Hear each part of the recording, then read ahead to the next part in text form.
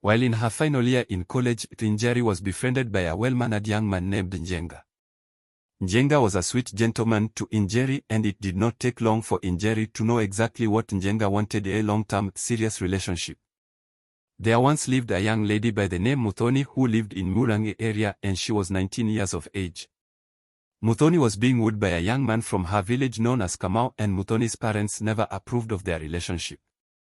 For this reason, Kamau and Muthoni would meet in secret, mostly at night or in places where their parents would not see them. One day, news reached their home that Muthoni's paternal uncle known as Mugo was unwell and had been hospitalized in Muranga town. They all went as a family to visit him in hospital, but after 3 weeks, he passed on. He had been survived by his wife Wamboi, Muthoni's aunt, and 4 children. The now late Mugo's third-born daughter known as Wanjiku was the same age as Muthoni.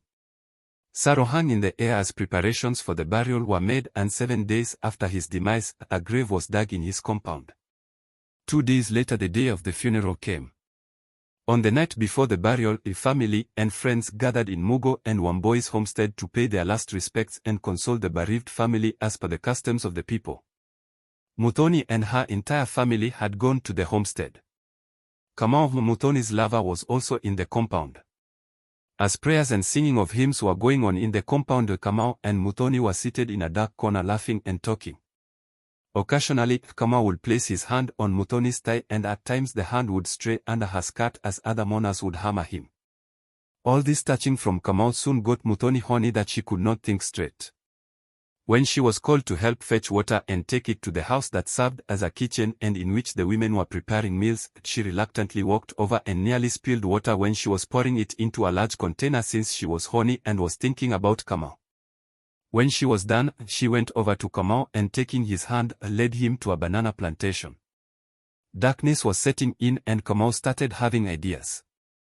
Before long, both were hidden among some crops making love, and in the heat of the moment, none could hear what was going on in the main part of the compound where the deceased was being eulogized.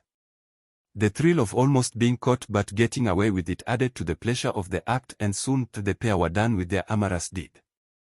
As Muthoni was adjusting and straightening her skirt, Kamau was making his way to the other mourners after buttoning up his trouser. The day of the funeral came and Mugo was buried.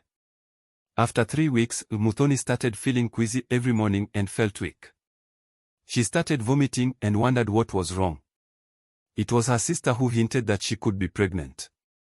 Kamau had gone to Nairobi where he was a student in university, and Muthoni never heard from him. 9 months later, Muthoni gave birth to a beautiful baby girl whom she named Njeri. Muthoni had been reprimanded by her parents, but after Njeri was born, the little girl was welcomed by her maternal grandparents.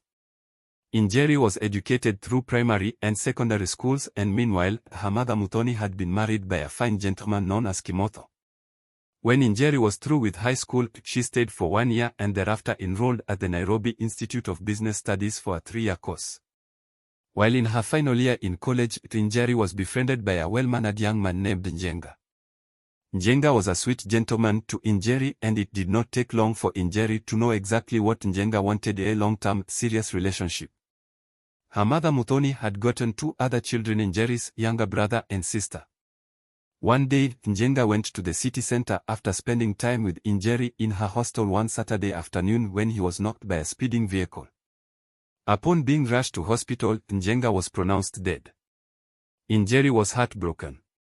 Njeri called her mother back home and narrated what went on, and her mother consoled her.